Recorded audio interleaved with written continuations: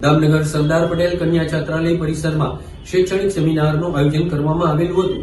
દામનગર શહેરમાં નવજ્યોત વિદ્યાલય પરિસર ખાતે પરમાર્થ ટ્રસ્ટ સુરત પ્રેરિત સરદાર પટેલ વિદ્યા સંકુલ કન્યા છાત્રાલયમાં શૈક્ષણિક માર્ગદર્શન સેમિનારનું આયોજન થયું।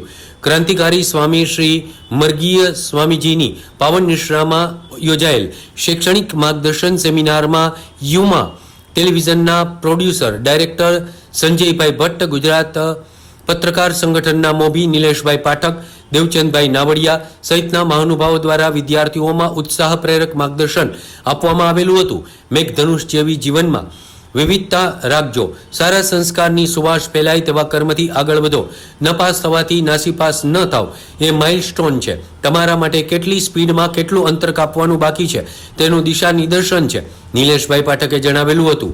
અસંખ્ય વિદ્યાર્થીઓમાં અદમ્ય ઉત્સાહ પ્રેરક માર્ગદર્શન આપતા યુમા ટેલિવિઝનના સંજયભાઈ ભટ્ટે જણાવેલું હતું કે દિને દિને નવમ નવમ, રોજ રોજ નવા બનો, અપડેટ રહો, આવેલ તક ઝડપી લો અને બાજની જેમ સતર્ક રહો। જ્યાં પણ રહો ત્યાં આકાશ જેમ વિશાળ બનો, સર્વનો સમાવેશ કરતા રહો।